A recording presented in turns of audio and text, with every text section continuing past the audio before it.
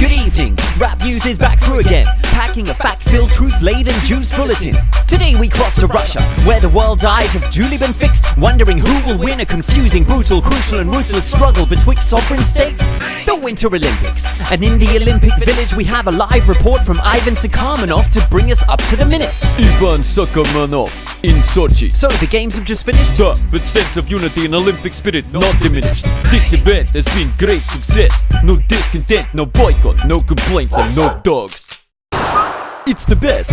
Many strong, straight athletes pit their strength in manly figure skating, double luge, and we kept our ring clenched. Sorry to interrupt, Ivan, but there's breaking news. I hear that Russian troops are occupying the Ukrainian province of Crimea. However it might appear, this is not to strike fear. This is the next fun sport event we organize here. What do you mean? Well, now that Sochi fun time has finished, we launch whole new competition. The Paralympics? No, more thrilling. The paramilitary tournament. I present our hero team captain, Vladimir Putin. Привет, dear friend. It is great honor for me to open officially paramilitary games in Sevastopol today. We have many very nice events to compete in. For example, patriotic flag waving. Russia winning. Multiple naval base siege. First place, Russian team. Sniper contest in Maidan Square, Kiev.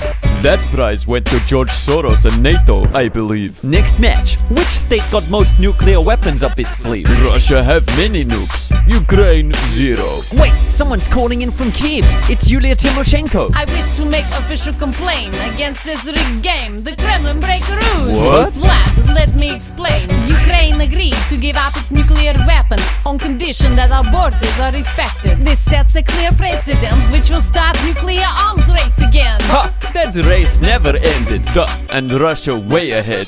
Mr. Putin, it's time for main event. Which team has most access to gas fields and pipelines in Ukraine? This is a tight race, still going on. We have a close tie between Team Exxon and Team Gazprom. You invaded Ukraine. Invited, Robert. We invite. And now we have a referendum to let Crimean people decide. Я хочу сильную Россию. Sorry, I don't quite... You cannot understand Russia with your mind. Okay. Thank you, Ivan and Vladimir Putin. Your coverage of these events seems balanced, fair and neutral. Now let's move to the Western media for its take on this theme. Stand by as we tune into a dangerous frequency, mainstream TV.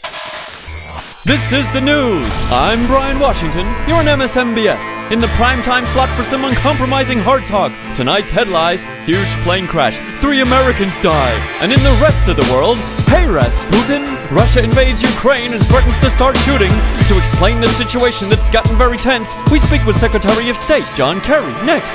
John, welcome to Buckshot. Good to have you with me. Bucky, let's be clear. Russia's on the wrong side of history. I mean, sending in ground troops to invade another country, that's not fitting for a superpower this century. Yeah, they didn't use missile strikes, drone attacks, or uranium shells, or shock and awe massacres. They haven't even killed any people. Amateurs. When we went into Iraq, we left 1 million fatalities, and Russia's gone in on a completely trumped-up pretext. When you voted for Iraq to take the heat next, you had hard proof of WMD and that Saddam had hidden them. And in Libya, we went in to protect civilians. We must defend the rule of of law. Well said. We'll be back for more after a message from our sponsor.